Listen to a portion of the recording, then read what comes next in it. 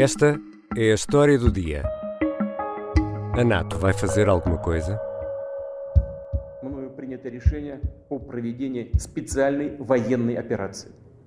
Ее цель – защита людей, которые на протяжении 8 лет подвергаются издевательствам, геноциду со стороны киевского режима. É assim que soa uma declaração de guerra na voz de Vladimir Putin.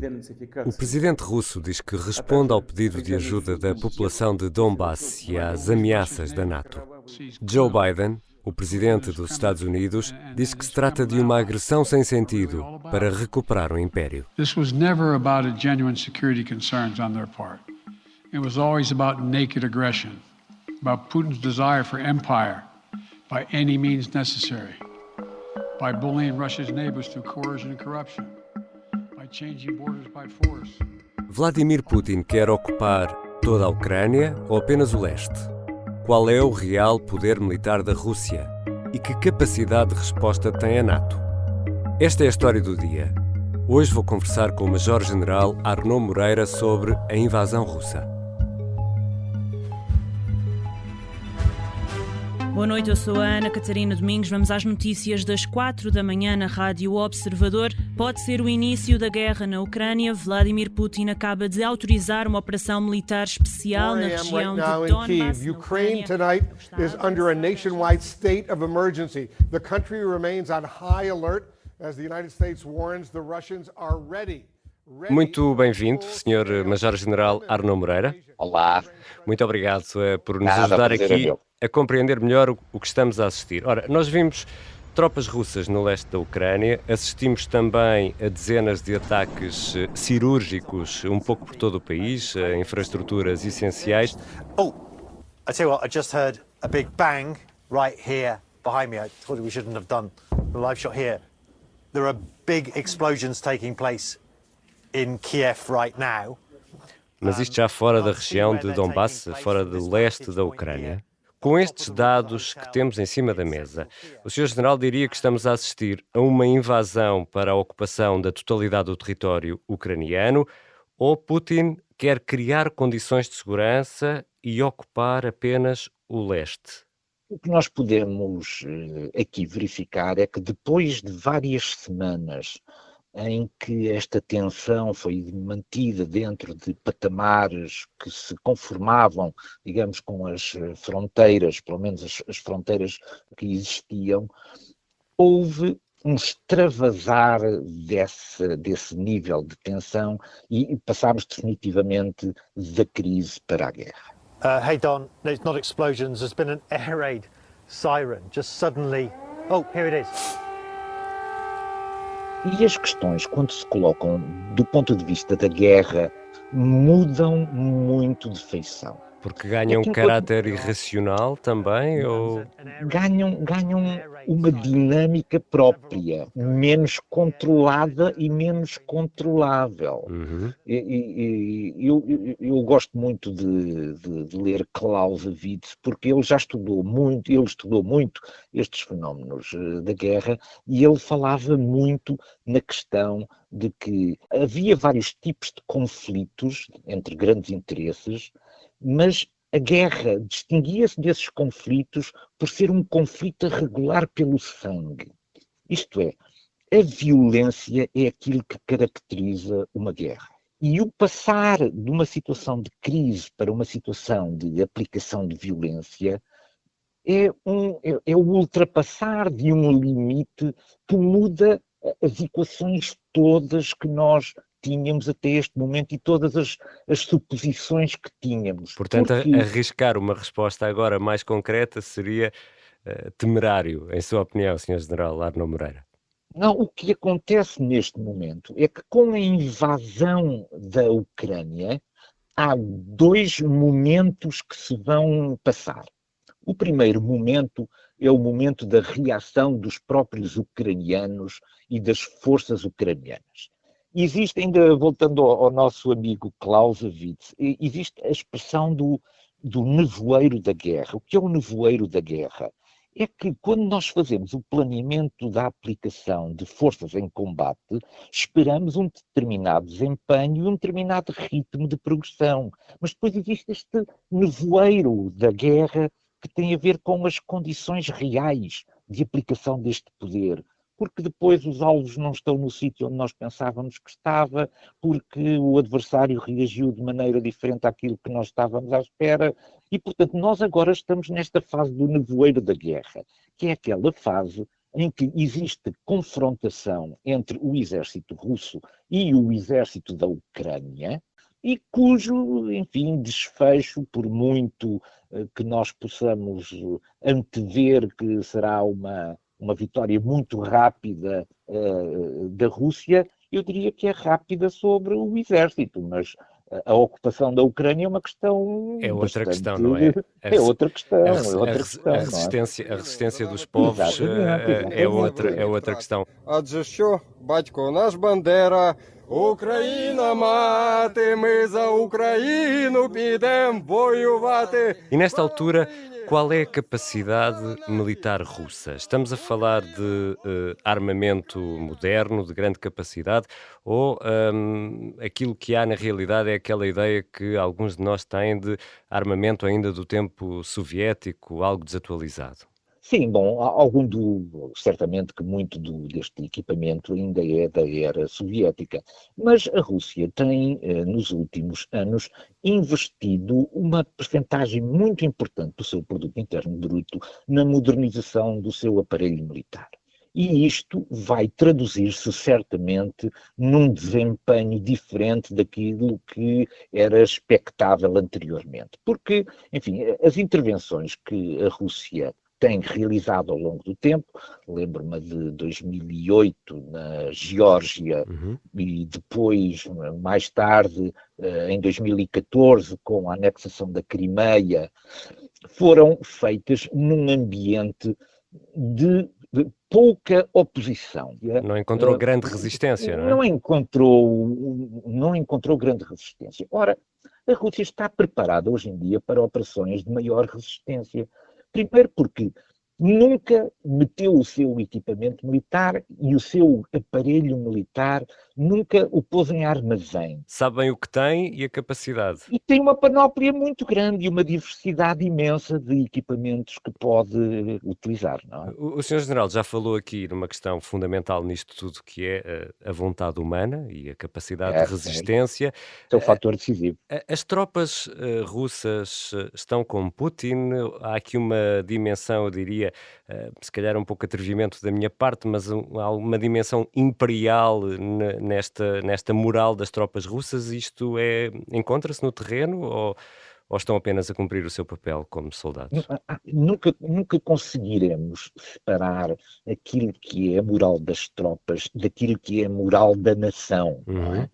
Porque, ainda mais hoje em dia, as vitórias de natureza militar vão influenciar positivamente as populações, mas um descrédito da população vai também influenciar a vontade de combater dos seus militares. E, portanto, isto é uma equação que tem que ser vista para um lado e para o outro. Nós não temos forma, digamos, de medir a adesão da sua população. Não temos equipamento que possa medir isso, não é? Não temos equipamento para medir isto. Eu calculo que nos 144 milhões de habitantes da Rússia haverá aqueles que estão 100% com Putin, haverá aqueles que só estarão a 80% e haverá outros que eventualmente até estarão contra este tipo de intervenção. É muito curioso que diga isso, até porque esta semana a CNN divulgou uma sondagem que revelava que 2/3 dos russos defendem uma só nação, russa e ucraniana, e 2/3 dos ucranianos opunham-se totalmente a essa ideia. Nearly 2/3 of Russians believe that Russians and Ukrainians are one people, while 2/3 of Ukrainians believe the opposite, that they are not one people. A Rússia atacou pelo sul, pela Crimeia, atacou pelo leste e atacou pelo norte através da Bielorrússia. É isto que constitui o chamado ataque em pinça? Sim, é uma espécie de uma grande tenaz que se fecha sobre a Ucrânia. Eu julgo que isto deve ser olhado verificando num mapa como o território da Ucrânia é um território bastante alongado e com fronteiras muito expostas do lado leste. Ora, através de uma narrativa de exercícios militares, e estando já na posse da Península da Crimeia e de bases de partida junto dos territórios separatistas de Lugansk e Donetsk, foi fácil à Rússia criar aqui aquilo que do ponto de vista militar se poderia chamar uma fixação de forças. O que é uma fixação de forças? É a colocação distribuída ao longo das fronteiras de forças, impedindo que o adversário tenha uma certeza absoluta sobre o local onde essa invasão vai ocorrer com maior intensidade. E isso retira a capacidade de resposta às forças ucranianas, não é? Naturalmente, porque as forças ucranianas, estando perante a possibilidade de uma invasão em vários pontos distintos da sua fronteira externa, estão naturalmente menos concentradas e em cada uma das regiões com menos possibilidade de fazer face às forças opositoras. Vamos falar um pouco agora das forças da NATO, que está a colocar tropas na Roménia, Polónia, Lituânia, podemos imaginar aqui quase uma meia-lua. Que tropas são estas, Sr. General? Bom, para já o que a NATO, digamos, tem disponível para uma intervenção imediata são tropas de reação rápida. Mas tratava-se de autorizar a projeção nos termos das missões da NATO, em território da NATO, numa função de dissuasão e não de intervenção agressiva, obviamente. Mas isto são tropas de natureza bastante ligeira. Tropa ligeira, exato. Sim, tem com equipamento bastante ligeiro. Mas, no entanto, isto tem um significado. Primeiro tem um significado de natureza política. Significa, desde logo, que, em face do avolumar das tensões, a NATO vai dar um sinal de solidariedade para com este conjunto de países aliados da NATO, mas depois há também já uma componente de natureza militar.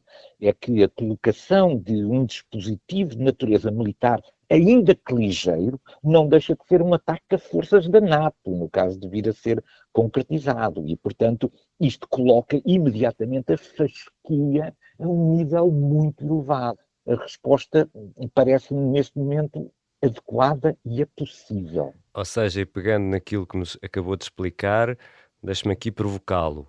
A NATO vai continuar parada, não vai? Não, a NATO não está parada. A NATO não está parada. A NATO tem que ter também um tempo suficiente, porque as decisões na NATO são sempre tomadas por consenso. E, portanto, é preciso haver consenso dentro das forças da NATO, dos 30 membros da NATO, para que seja concebida uma resposta a esta ameaça. Olhando com os dados que temos neste momento, a mim pareceria-me um pouco suicidário para o regime russo afrontar a NATO. E é por isso que este tempo de invasão da Ucrânia ocorre agora, antes que as tentações da sua ligação aos regimes ocidentais, quer do ponto de vista da União Europeia, quer do ponto de vista da NATO, possam ocorrer. E se o Ocidente não der uma resposta militar, que garantias temos de que Putin vai ficar por ali? Nós não temos garantias nenhumas. O conjunto de sanções que agora foi aprovado são sanções de natureza económica, basicamente, e vão demorar tempo a produzir efeito. This is going to take time. It's not going to occur. He's going to say, oh my God, these sanctions are coming, I'm going to stand down. He's going to test the resolve of the West to see if we stay together, and we will. O Ocidente tem reagido a estes conflitos entre a crise e a guerra através da aplicação de um conjunto de sanções. Mas que efeitos produziram? Essa que é a pergunta. Cuba mudou de regime, a Coreia do Norte mudou de regime, o Irão desistiu do seu programa nuclear, isto é, as sanções económicas só produzem efeitos a longuíssimo prazo quando produzem efeitos. porque em regimes autocráticos tem uma desculpa para falhar perante as suas populações. Serve a propaganda do dos próprios regimes. Não é? Sr. General, e o que é o artigo 4º? Continuamos também a acompanhar as reações internacionais. A Estónia vai ativar o artigo 4º da NATO e pedir a cooperação aos aliados. Bom, o artigo 4º dispõe que as partes, portanto, os membros da aliança, os 30 membros, se irão consultar entre si. É, portanto, digamos, um apelo a uma consulta. Isto tem uma certa importância do ponto de vista da elevação da preparação estratégica da NATO. Invocar o artigo 4º para consulta significa que a NATO reconhece aqui uma importância a esta crise que obriga a uma reflexão conjunta e, portanto, nós não estamos ainda, digamos, esperemos que não tenhamos que chegar lá, a invocar o artigo 5º, que é o da defesa mútua, não é? Quando um é atacado, portanto, são todos atacados. São todos atacados e, portanto, todos têm o dever de responder a essa agressão. Nós não estamos no nível do artigo 5º, mas o artigo 4º, digamos, é um aviso. O primeiro-ministro da Estónia, sabemos isso, não é? Já pediu, juntamente com os outros Estados bálticos e a Polónia, a ativação do artigo 4º, porque há um grande receio de que Putin queira fazer alguma coisa no quadro dos Estados Bálticos. Paulo Rangel, peço desculpa, a ativação do artigo 4º não é o 5º, aquele que mobiliza toda a NATO. Então explique-nos, por favor, o que é que significa o artigo 4º. É, no fundo, o reconhecimento de uma ameaça a esses Estados. Portanto, Sr. General Arnaud Moreira, e quão preocupados devemos estar com a região da Moldávia, que fica ali entalada entre a Ucrânia e a Roménia? Bom, nós devemos estar preocupados, mas não devemos também entrar em pânico. A questão da Moldova é uma questão que pode ser a questão seguinte, porque tal e qual como a Ucrânia, a Moldova não faz parte da NATO e tem uma importante população russa bastante concentrada na região da Transnistria, que fica, digamos, entre a Moldova e a Ucrânia, naquela faixa da fronteira com a Ucrânia, e, digamos, as recentes notícias, eu não conheço a dimensão, digamos, destas notícias, mas de que teriam começado ataques junto de Odessa e de que de cima da Bielorrússia existem avanços ao longo da fronteira da Polónia, certamente nos deve preocupar a dimensão final deste ataque à Ucrânia. Sr. General Arnaud Moreira, muito obrigado. Nada, foi um prazer. Esta sexta-feira vamos continuar a acompanhar ao minuto a guerra entre a Rússia e a Ucrânia e todas as reações nacionais e internacionais. Tanto no site como na Rádio Observador, aconteça o que acontecer. Esta foi a história do dia.